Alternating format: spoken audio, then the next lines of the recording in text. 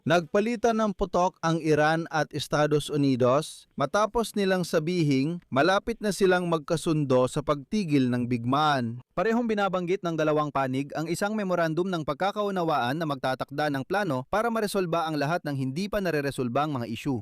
Pero ano nga ba ang mga isyong kinakaharap ng dalawang panig bukod sa problema ng programang nuklear? At ano-ano ang mga isyu na hindi talaga magawang maresolba ng Estados Unidos at Iran? Sa episode na ito, iminumungkahi kung talakayin natin ng maayos at detalyado kung sino ang may hinihingi at bakit hindi magkasundo ang dalawang panig at palaging nauuwi sa digmaan.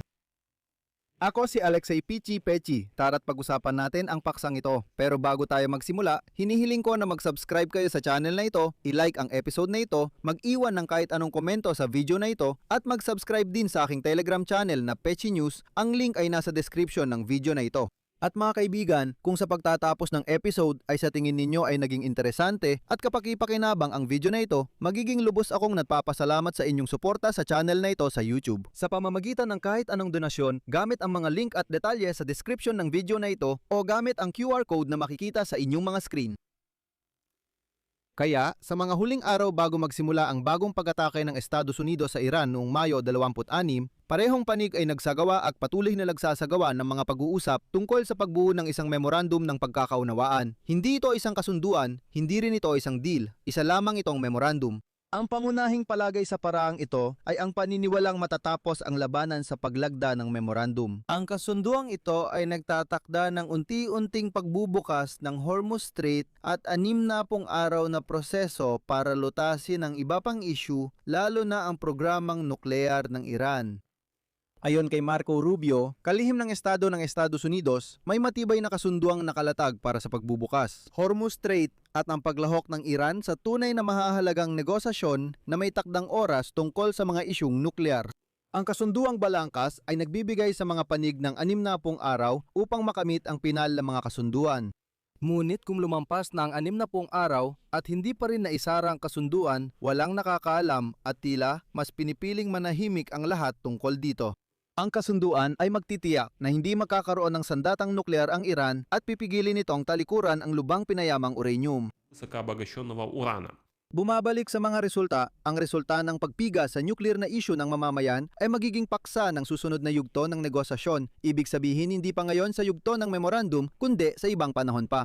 Noong araw ng pag-atake sa Iran noong Mayo 26, sinabi ng opisyal ng White House na mahalaga na maintindihan na o hindi tutupad ang Iran sa obligasyon nila, wala silang makukuha, walang alikabok, walang dolyar. Ayon kay Farhani, natupad ang layunin. Proporsyonal itong humihina. Ito ang prinsipyo na magtiwala pero siguraduhin sa mas pinaigting na paraan. Ang alikabok ay tumutukoy sa mataas na pinayamang uranium. Ibig sabihin, sinasabi ng mga Amerikano, kung hindi ninyo ibibigay ang uranium na ito, wala kayong makukuhang pera. Mamaya ako'y papaliwanag kung anong pera ang tinutukoy dito.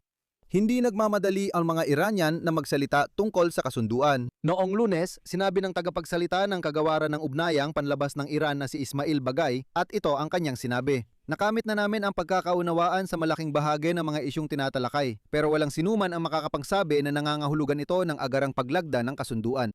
Ano nga ba ang problema? Ano ang nakataya? At bakit hindi sila magkasundo? Tingnan natin. Una, kipot ng Hormuz. Noong Sabado ng gabi, sinabi ni Donald Trump sa social media na muling bubuksan ang kipot ng Hormuz ayon sa memorandum. Gayunpaman, maraming Iranian media, kabilang ang mga malapit sa radical na Islamic Revolutionary Guard Corps, ang nagulat na kontrolado pa rin ng Iran ang kipot. Sa loob ng 30 araw, papayagan ng Iran na bumalik ang paglalayag sa antas bago ang digmaan. Ngunit may mga pagbabago. Narito ang CP mula kay Bagay. Ang kipot sa katunayan ay bukas na, ngunit para matyak ang ligtas na pagbiyahe, kinakailangang iayon ang anumang aksyon sa mga kaukulang autoridad ng Iran. Hinihiling ng Iran ang sabayang pag-alis ng blokadang Amerikano sa mga daungan nito kapalit ng pagbubukas ng kipot ng Hormuz. Pero sabi ni Trump na hindi. Ito ang sinabi niya. Mananatili ang blokada hanggat hindi pa naaabot, nakukumpirma at napipirmahan ng kasunduan. Ngunit malinaw na ang tinutukoy ay ang pinal na kasunduan at hindi isang memorandum. Sabi ng mga Iranian, gawin nating kabaligtaran nito. Pangalawa, ang mga reserba ng uranium sa Iran at ang pagpayaman nito. Iginiit ng mga opisyal ng Iran na magsisimula lang ang negosasyon sa uranium kapag may kasunduan sa pagtigil ng digmaan. Ang uranium ay mahalagang nuclear fuel na kapag mataas ang pagpayaman, pwedeng gawing nuclear bomb. Sa Tehran, tiniyak na hindi umako ng anumang obligasyon ang Iran sa kasunduang ito tungkol sa paglilipat ng nuclear stockpiles, pag-disable ng kagamitan, pagsasara ng pasilidad o pangakong hindi gagawa ng nuclear bomb. Walang talagang obligasyon. Paulit-ulit iginiit ni Donald Trump na mapipilit ang isuko ng Iran ang mataas na antas ng enriched uranium na hawak nito. Sa Washington, sinasabi ng mga opisyal, walang alikabo, walang dolyar. Inilalarawan nila ang mga reserba ng uranium na mataas ang antas ng pagpayaman na ayon kay Trump ay kailangang alisin bago tugunan ang pinansyal na hiling ng Tehran. Partikular, ang pag-unfreeze ng mga asset sa kanluran. Inasahan sa paunang memorandum na hindi pa tatalakayin ang uranium enrichment at ang paglutas sa hindi pagkakaunawaan ng dalawang panig ay magiging pangunahing layunin ng mas malaking kasunduan. Sinabi ni Trump na isa ang nuclear program ng Iran sa mga dahilan ng pag-atake. Dati niyang sinabi na sisiguraduhin niyang tuluyang ititigil ng Iran ang programang ito. Ngunit kamakailan ay sinabi niyang sa prinsipyo, ang pagtigil ng uranium enrichment sa loob ng 20 taon ay magiging katanggap-tanggap. Parang sige, oo, nangako ako na panghabang buhay, pero ayos lang, hindi pala kaya ng panghabang buhay, gawin na lang nating 20 taon kahit papaano.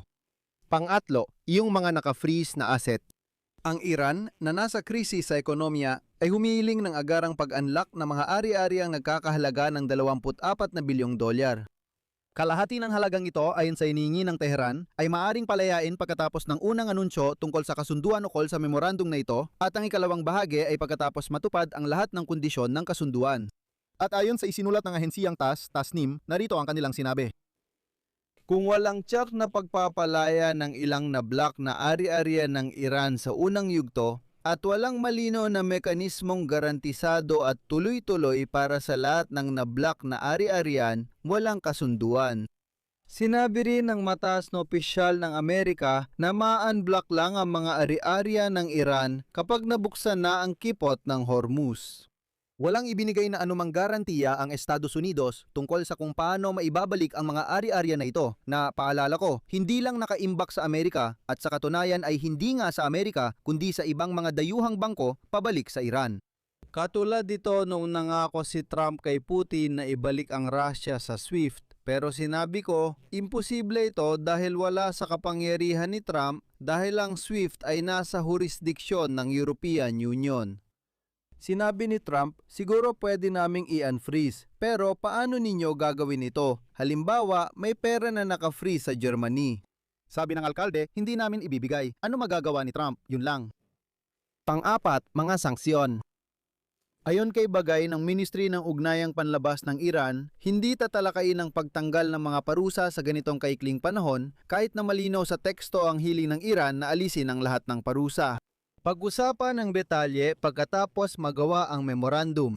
At ayon sa pagtataya ng Iranian news agency na Fars, ang pagtanggal ng mga parusa sa pagbebenta ng langis ay maaaring magdala ng halos 10 bilyong dolyar na kita sa pamahalaan ng Iran sa loob ng 60 araw habang nagpapatuloy ang negosasyon. Sa uli, ano nakikita natin? Handa ang Iran na pumirma ng memorandum para tapusin ang digmaan ng walang obligasyon. Hinihiling na ang mga Amerikano ay i-unfreeze ang bahagi ng mga asset, alisin ang mga sanksyon, at lumalabas na sa loob ng 60 araw na ito habang isinasagawa ang mga negosasyon, ulitin ko, wala pang kasunduan. Maaari silang makakuha ng hindi bababa sa 22 bilyong dolyar kahit ano pa ang kalalabasan at resulta ng mga negosasyong ito. 5. Mga balistikong missile ng Iran. Sa labanan, sinabi ng mga opisyal ng Amerika na dapat sirain ang mga balistikong missile ng Iran na may mas mahabang abot.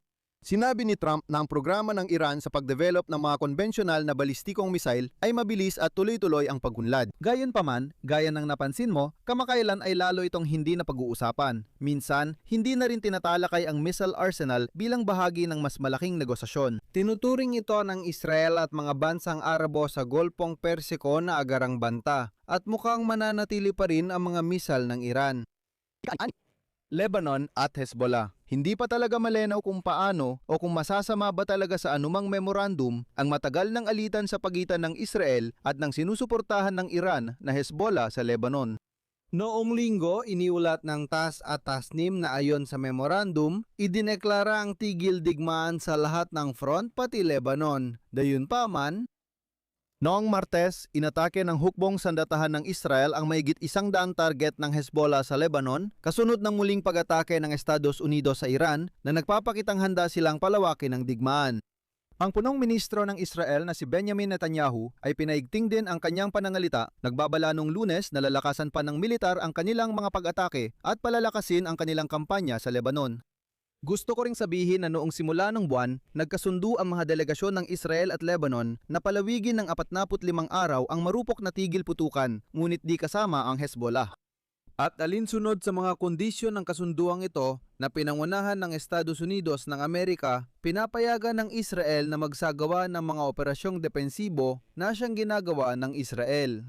Kaya, dahil na nakikita natin, talagang mahirap ang mga negosasyon at sa ngayon ay wala pang anumang garantiya na magbubunga ito ng resulta sa lalong madaling panahon. Ipinapakita ng pag-atake muli ng Estados Unidos sa Iran na nahihirapan ang diplomasya. Dito ako magtatapos, ilagay ninyo ang inyong opinyon at mga konklusyon sa mga komento sa ilalim ng episode na ito. Mag-subscribe kayo sa YouTube channel na ito, pindutin ang like at i-click ang kampanilya para hindi ninyo ma-miss ang mga bagong episode. Kung gusto ninyong suportahan ang trabaho ng YouTube channel na ito, maaari kayong magbigay ng donasyon gamit ang alinmang link at detalye na nasa description ng video na ito. At saka tingnan ninyo ang description, may maliit akong sorpresa para sa inyo doon, lalo na para sa mga gustong mag-aral ng mga banyagang wika. Yun lang po, ingatan ninyo ang inyong sarili. Paalam sa lahat.